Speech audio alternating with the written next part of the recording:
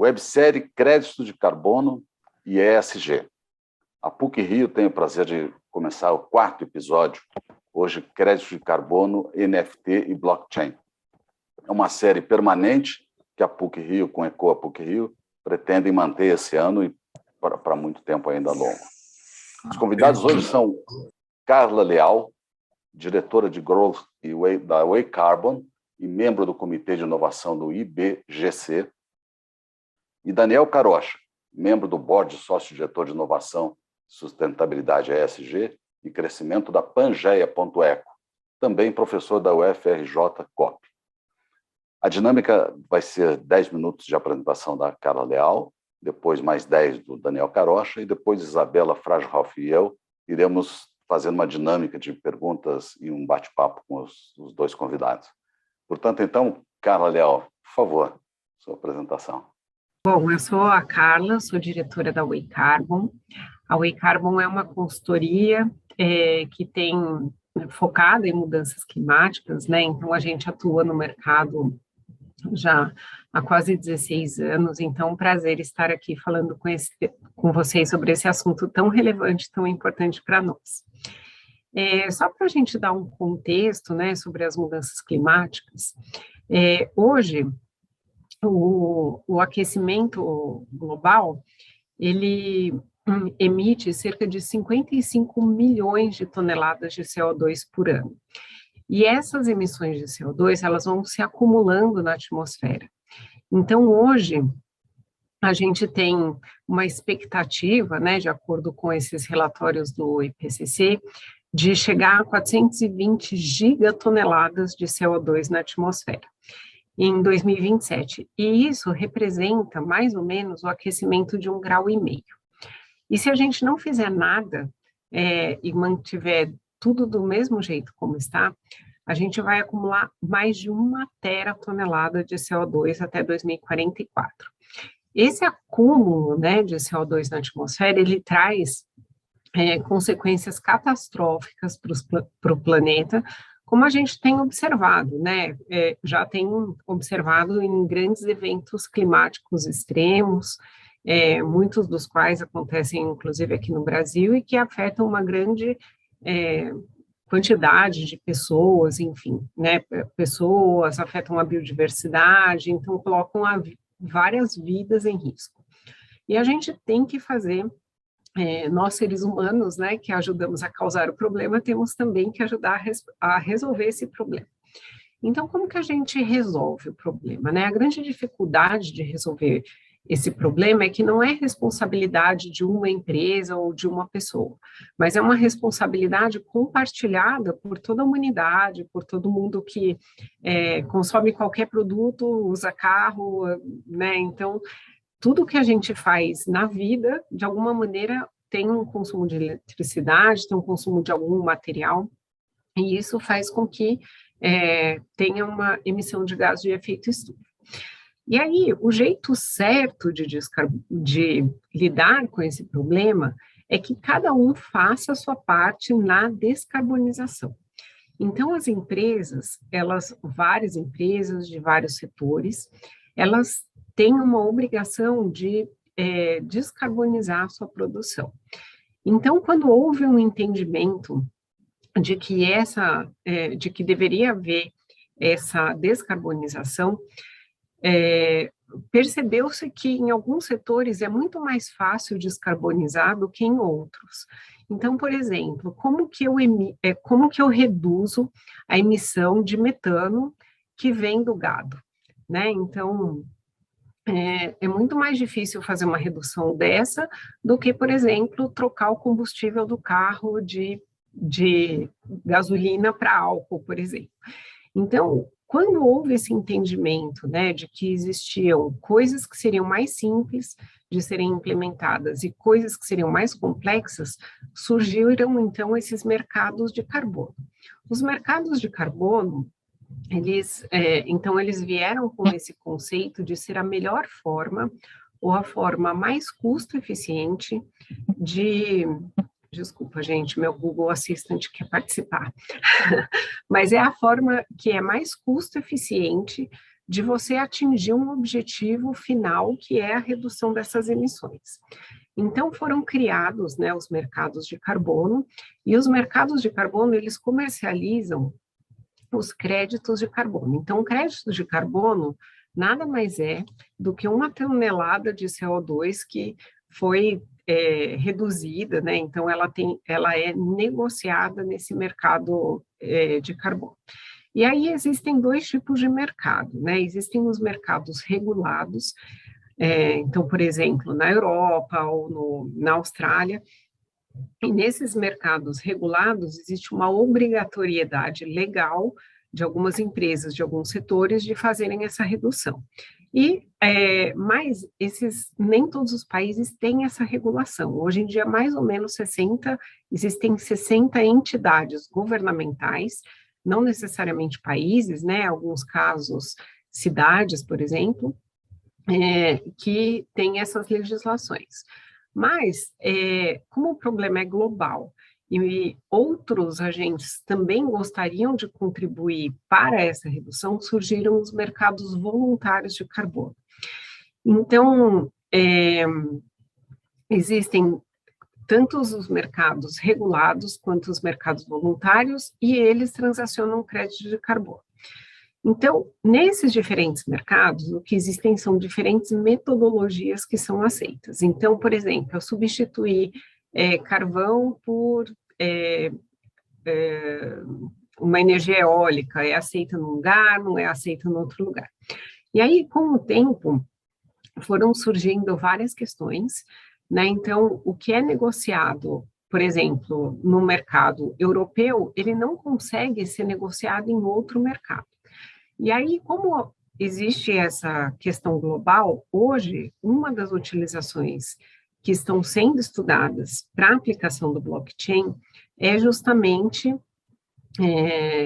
para permitir a interoperabilidade entre esses créditos de carbono nos diferentes mercados. Por quê? Vou dar um exemplo. Se eu sou um proprietário de terra no Amazonas e eu faço um projeto de preservação da minha propriedade, da mata, etc. Eu posso submeter esse projeto para um determinado mercado, mas, ao mesmo tempo, eu poderia usar esse projeto para atingir a meta do Brasil de redução de emissões. Para evitar que exista, então, essa dupla venda ou a dupla contabilidade ou a dupla utilização, o blockchain é uma tecnologia, né, que está sendo estudada pelo Banco Mundial para trazer essa questão da unicidade, da confiabilidade, para então, permitir essa interoperabilidade entre os créditos de carbono nos diferentes mercados. Então, essa é uma das aplicações do blockchain quando a gente fala de créditos de carbono. Mas essa não é a única operação de blockchain, né? Então, às vezes, existe também a tokenização do crédito de carbono em si e a venda e a comercialização do crédito de carbono entre pessoas, né? Então, eu posso vender um crédito de carbono para uma determinada pessoa.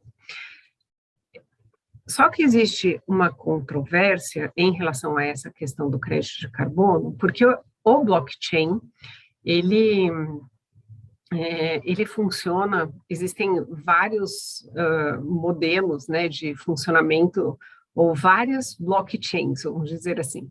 E os blockchains, eles funcionam com base na mineração dos dados. Então, existem várias metodologias de fazer com que esse dado seja validado numa cadeia de blockchain. Hoje, quando a gente olha as principais plataformas, que são o Bitcoin e o Ethereum, eles funcionam com base numa metodologia que é chamada Proof of Work. E o Proof of Work, ele consome muita energia, tá? Então, eu tinha até algum dado colado aqui na minha colinha, mas uma transação, por exemplo, no Ethereum, ele gera, para ele ser produzido, 145 quilos de CO2. Então,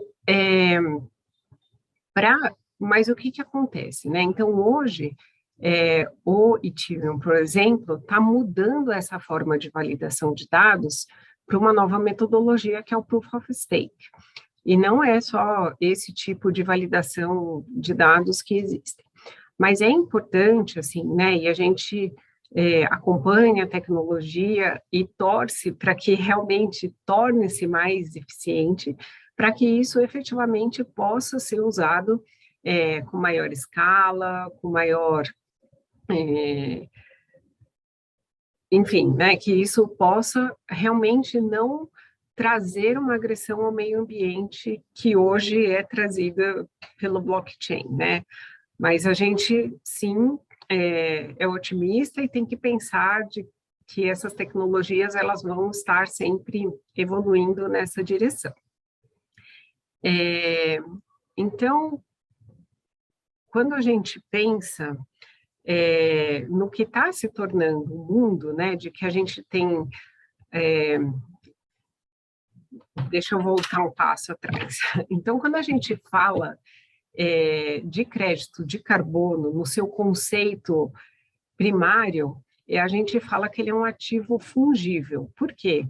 Um crédito de carbono equivale a 1 tonelada de CO2 e tanto faz se essa 1 tonelada de CO2 ela foi gerada a partir de um projeto de reflorestamento ou se ela foi gerada a partir da redução de emissão de metano da queima de um lixão.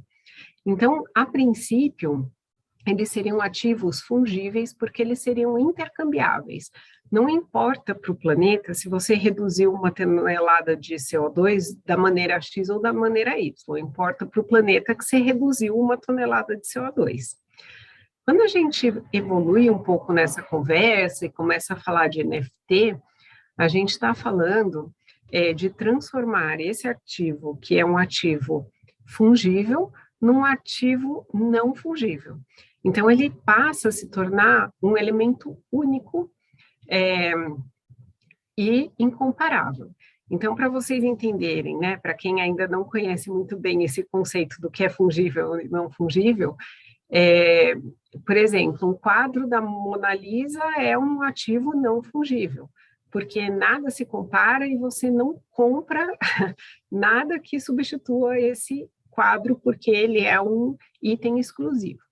Então, quando a gente está falando de crédito de carbono e tornar esse crédito de carbono um ativo não fungível, a gente está pegando e atribuindo atributos específicos e exclusivos para esse crédito, para que ele tenha essas características de unicidade. Então, eu estou falando que esse crédito específico, ele é referente a um projeto desenvolvido na Amazônia, que contribuiu para que uma comunidade local tenha uma fonte de geração de renda e que, além disso, tenha atrelado a ele uma preservação da biodiversidade. Então, eu tenho que ter toda uma garantia de que aquele crédito específico, ele tenha um valor adicional, além, né, do valor que ele já traz para o planeta pelo fato dele ser um crédito de carbono. Então, eu acho que para não exceder demais aqui meu tempo, eu nem vi quanto tempo eu falei, eu fugi super daqui do meu roteirinho, mas eu acho que deu para ter uma primeira ideia aqui do que é um crédito de carbono, dessa relação com blockchain, das diferentes utilizações, um pouquinho dessa controvérsia, né, que a gente espera que a gente consiga resolver com a evolução da tecnologia. Então, eu acho que, no geral, esse é um panorama para a gente começar aqui uma conversa. Ótimo. Obrigada de novo, Armando. Muito obrigado, muito obrigado. Bacana esse conceito do quadro, de um quadro famoso ser não fungível, né? Mas a gente vai explorar isso daqui a pouquinho, né? Um pouquinho mais com você. Daniel Carocha, por favor, sua apresentação. Olá, queridos. Muito obrigado, Cavanha, pelo convite. Carla, a Panister, a Isabela. É um prazer estar com o Carla Leal aqui conosco, junto desse fórum aqui tão interessante.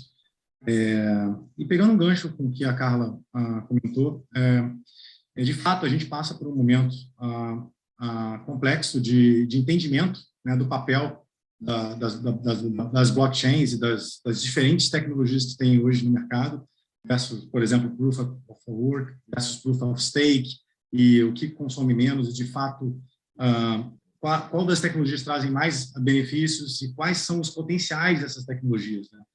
E aqui eu vou abordar um pouco, se permitirem, trazendo a dimensão não só do crédito de carbono em si, que é muito importante, que existe um potencial de disrupção desse mercado de crédito de carbono enorme, né, porque a gente, como a Carla comentou, desbloquear para que não só, por exemplo, países ou empresas possam, de fato, transacionar crédito de carbono diretamente com aquela pessoa que tem uma área que está reflorestando, que está trabalhando, mas também pessoas físicas, né, possam, de fato, contribuir com essa jornada de transformação do planeta, né?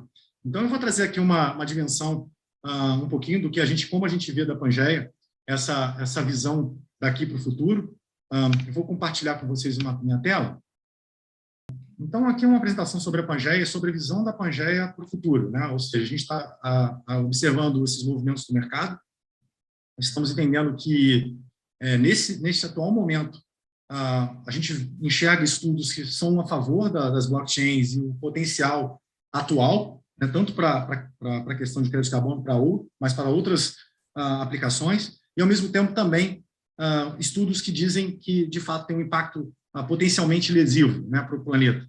Então, nesse momento, eu trago para vocês em primeira mão o estudo que nós fizemos aqui na Pangeia, e a gente entende que, nesse momento, a gente tem um potencial enorme da tecnologia para não só acelerar a questão do crédito de carbono, mas também para acelerar o que a gente chama de ESG na prática, né? E aqui eu vou mostrar para vocês alguns slides combinando essas tecnologias com o potencial, por exemplo, de transformação social, de transformação ambiental, né? Pegando o gancho da Carla Leal aqui. Bom, então, antes de eu entrar, eu vou falar um pouquinho da Pangeia. A Pangeia foi fundada em 2016 com um propósito claro de conectar o ser humano ao ESG na prática, que a gente chama, né? E a gente possui, basicamente, duas linhas de negócio, né? A primeira linha é o Marketplace, inclusive a gente tem a loja oficial da Casas Bahia, da Via, e a outra linha de negócio é conectar corporações com ESG na prática, que a gente chama, né? Que é chamado de Revolução ESG. Então, nosso papel, basicamente, no Revolução ESG, no qual até a EcoAPUC faz parte, como agente do nosso ecossistema, a ideia do Revolução ESG como ecossistema é acelerar corporações para se tornarem classe mundial em ESG. Tá? Então, a gente cuida desde a estratégia, materialidade, tudo mais, até as ações práticas de ESG lá na ponta, na Amazônia, no Nordeste, no Sudeste, no Sul.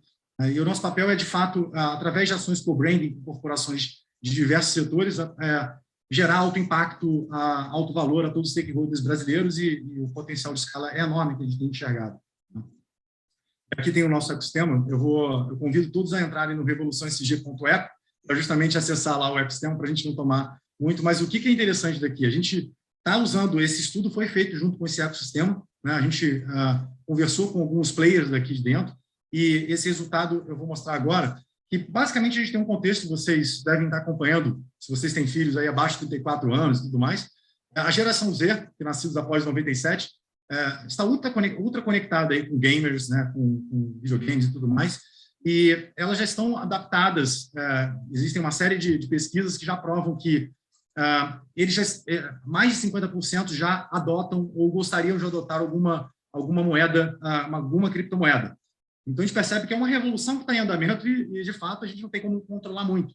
E isso torna um papel interessante para daqui a 10 anos, 5 anos, de que a gente tenha, de fato, também um mercado de crédito de carbono envolvido dentro do blockchain, né? Outro ponto interessante, que certamente vocês estão acompanhando, são os avanços exponenciais tecnológicos, né? Então, a capacidade computacional, 5G, enfim, a própria computação e mobile e tudo mais, isso tem provocado uma aceleração muito grande, né, das adoções por parte de todo mundo, todas as empresas, todas as pessoas físicas. Outra coisa interessante é sobre o ativismo ESG entre os jovens. Todos percebemos que existe essa preocupação com, de fato, transformar o planeta num país melhor, né? Então, isso está muito quente hoje em dia. E, por último, logicamente, vocês sabem, o Brasil tem uma potência enorme cultural e diversidade para que a gente possa, vamos dizer assim, conectar essa dinâmica das NFTs, tanto para artes, não só para a questão de carbono, mas também para as artes indígenas, artes quilombolas, artes urbanas, de favelas e tudo mais.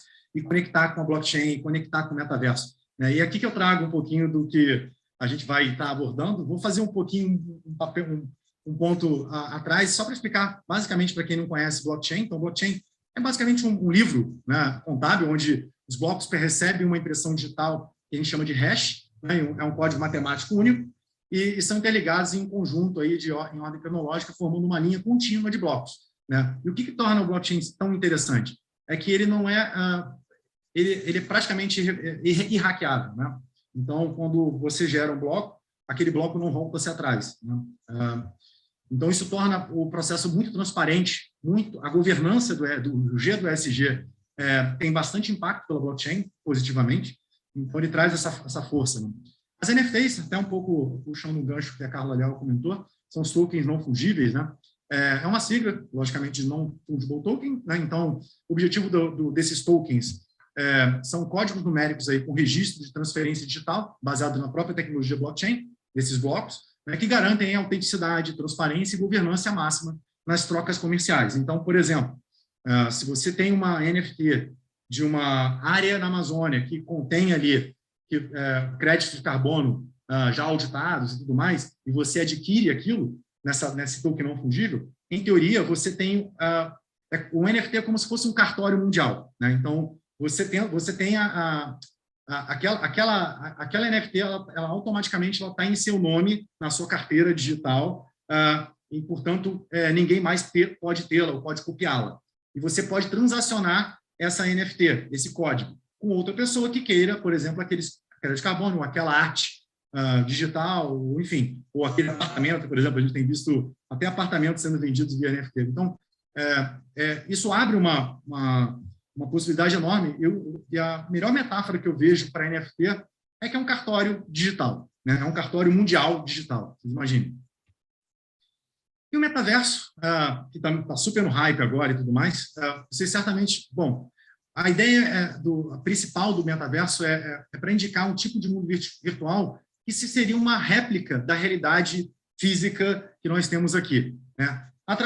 Logicamente, através de dispositivos aí, como, por exemplo, óculos, computadores e tudo mais, que repliquem o ambiente que a gente tem físico no digital. Eu até brinco que nós todos já vivemos aí num mundo paralelo virtual, né? Todos nós temos algum tipo de rede digital, Instagram, TikTok ou Facebook, e certamente vocês não são as pessoas que vocês são. O que é a rede digital é um fragmento do que é o Cavanha, do que é a Carla Leal, do que é a Isabela. Ou seja, nós já vivemos há algum tempo, já há mais de 5 anos, vivendo uma vida digital. E o metaverso, basicamente, é aquela vida digital que, apesar de você sair, você desligou o computador, desligou o óculos, aquela vida continua, né? Como se você tivesse uma casa ou a sua vida lá dentro, só que aquilo continuasse e você entrasse e as coisas continuassem, como é a vida real hoje, como é a vida física.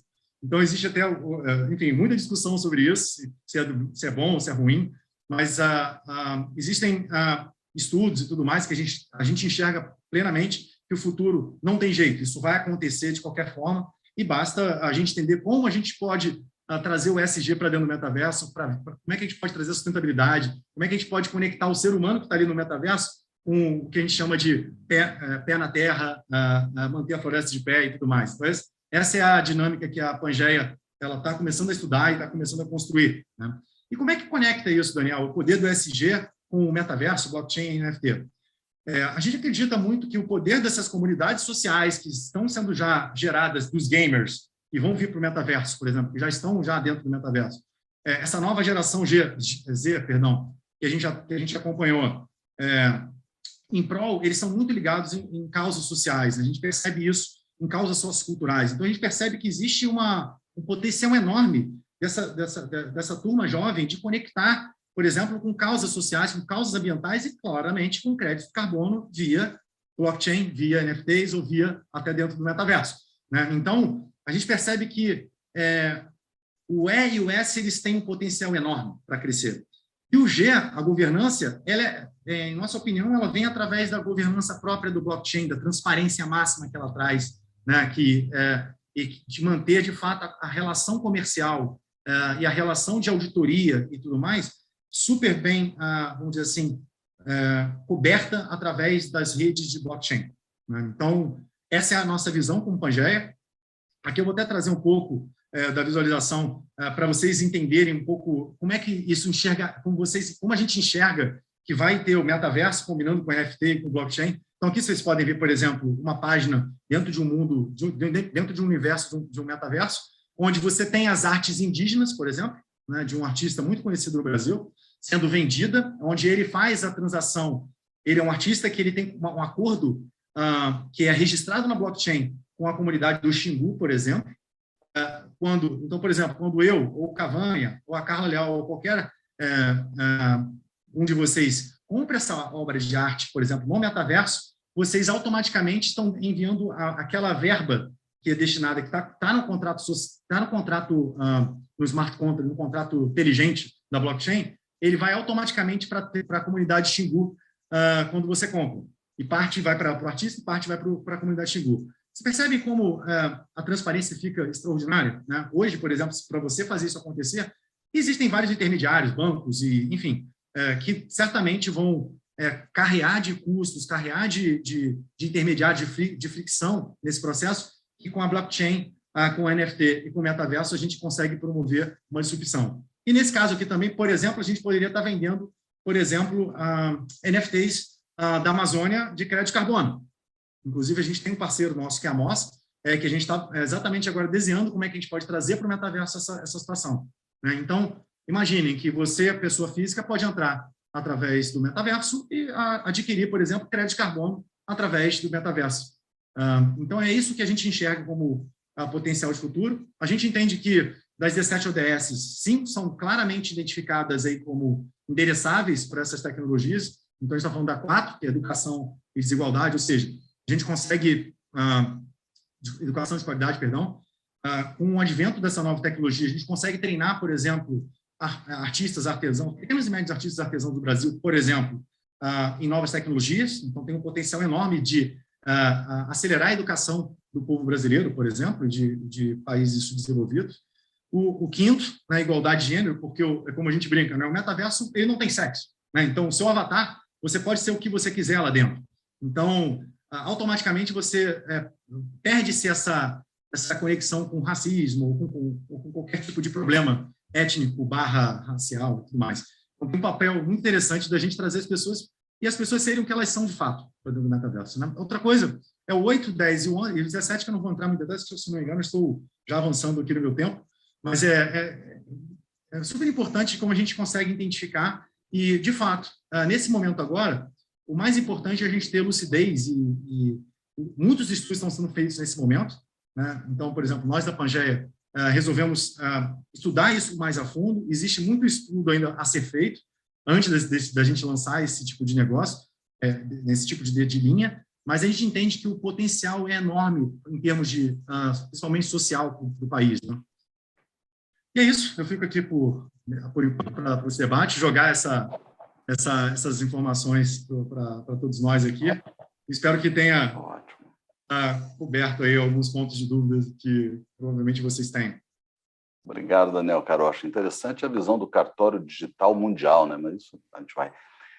Carla Leal, deixa eu começar. Isabela Frashoff, me permita fazer a primeira aqui, porque eu fiquei muito curioso com uma coisa que a Carla falou, né?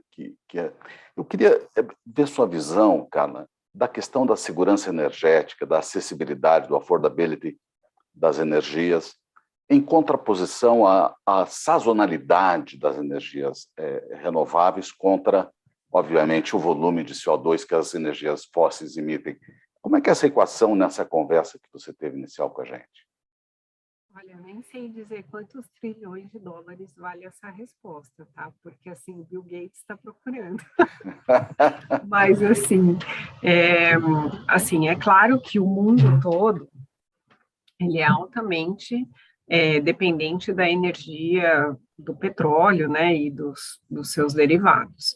Então, eu acho que uma das coisas, por exemplo, que a guerra da Ucrânia trouxe e deixou muito evidente é que a gente, ainda mais evidente, né, o que todo mundo já sabia, é que a gente simplesmente não consegue fazer essa transição e essa descarbonização assim do dia para o outro.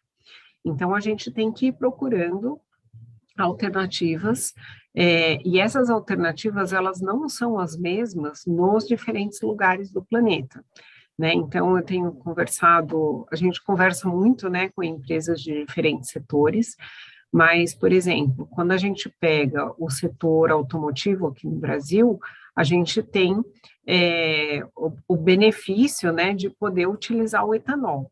Então, enquanto o resto do mundo está fazendo uma corrida pelo carro elétrico, aqui no Brasil, a gente tem essa possibilidade de avaliar entre carro elétrico e carro movido a etanol o que é mais vantajoso, né?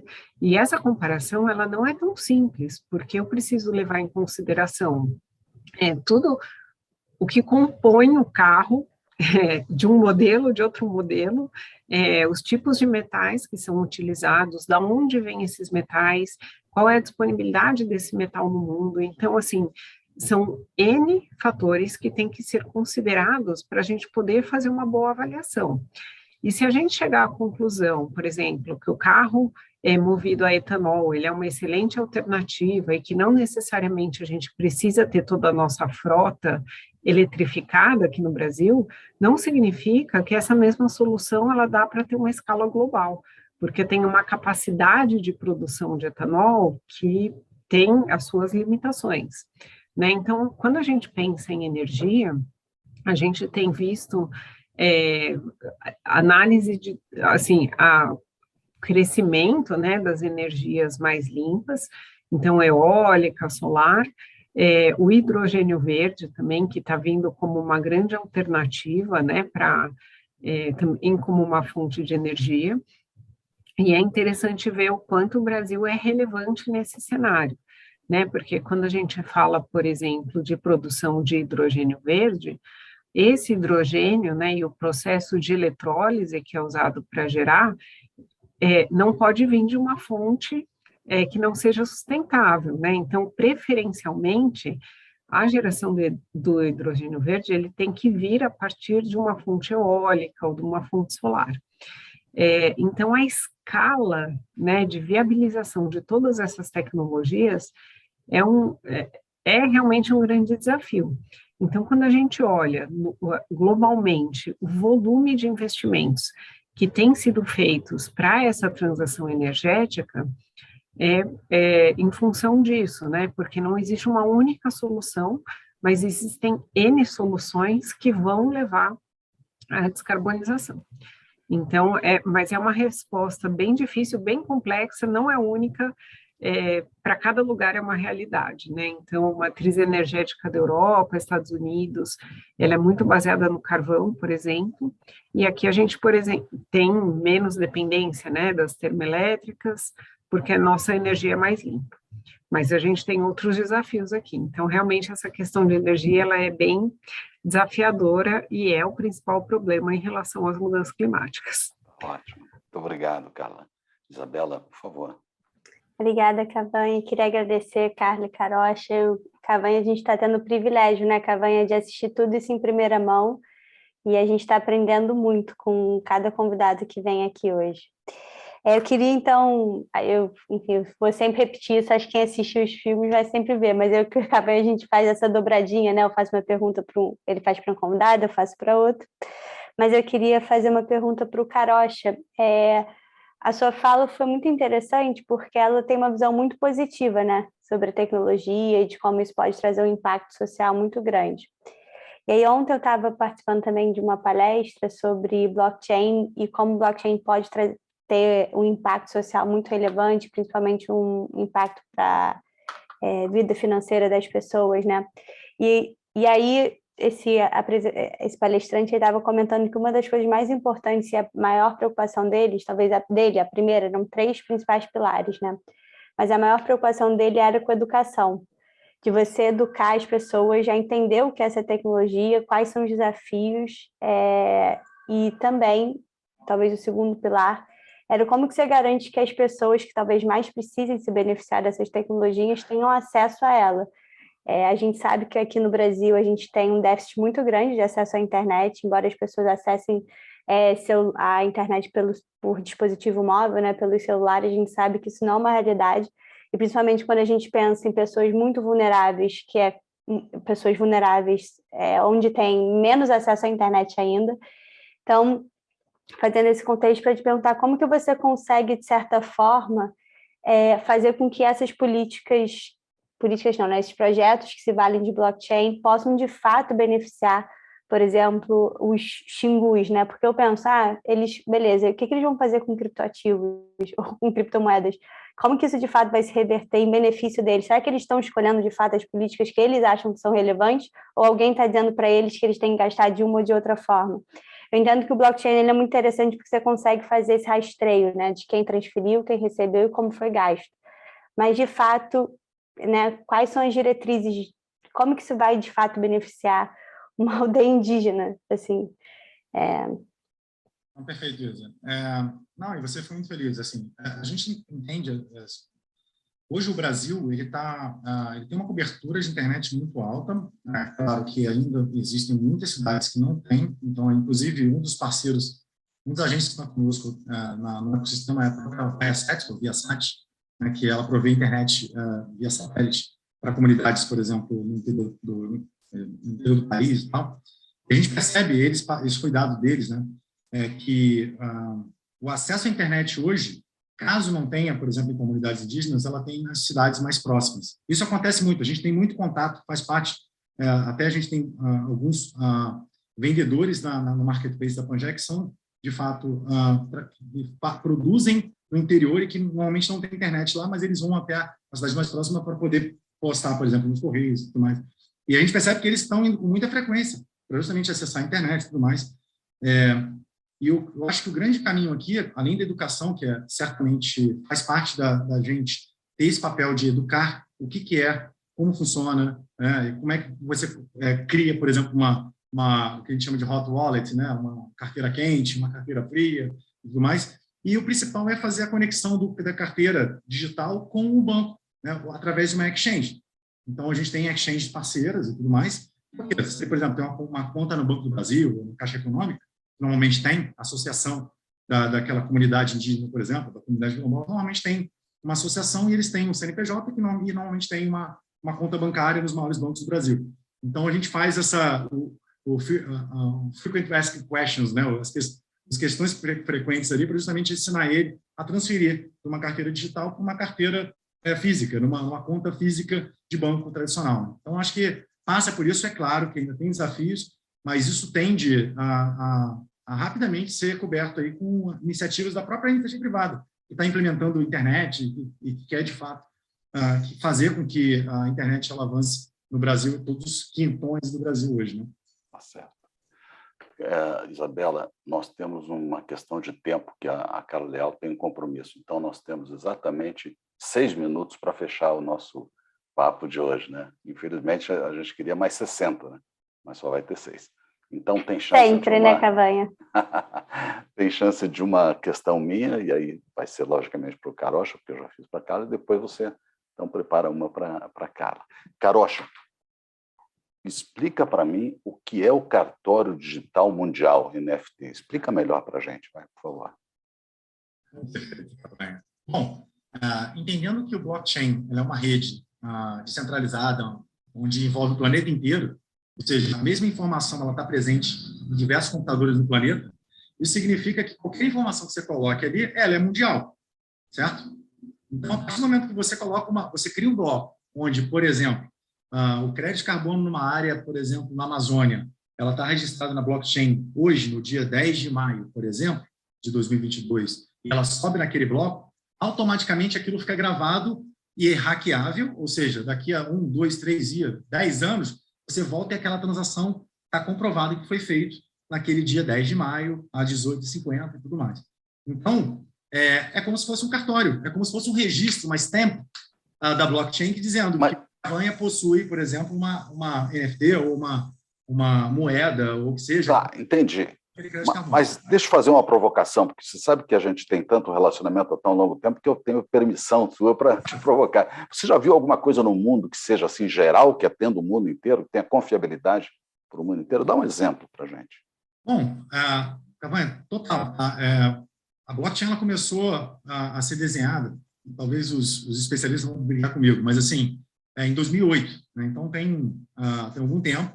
Ela tem sido, o advento do Bitcoin, que é a principal, vocês provavelmente conhecem, né? Que foi a primeira criptomoeda a usar o blockchain como moeda de fato, ela foi hackeada, teve tentativa de hackeamento, você imagina a quantidade de vezes, e nunca conseguiram quebrar o código do Bitcoin. Então, assim, ela está sendo bombardeada, vamos dizer assim, de hackeamentos desde o início. E está resistindo. Então, não tem uma chance. É sinal que provavelmente a gente vai fugir daqui para frente. Tá, respondeu. Obrigado. Com essa resposta. Obrigado. Isabela, sua última frase. Pergunta rápida. Carla, a gente sabe que um dos desafios, não, alguns dos desafios, mas esse é um relevante quando a gente pensa em energia, a mineração dos dados na blockchain, ela gera muito gasto energético, né? Então, como que a gente pode conciliar, né? A gente pensar em usar a blockchain para fazer essas transações de crédito de carbono, mas também garantir que o uso da blockchain seja sustentável. Cada pergunta fácil, gente.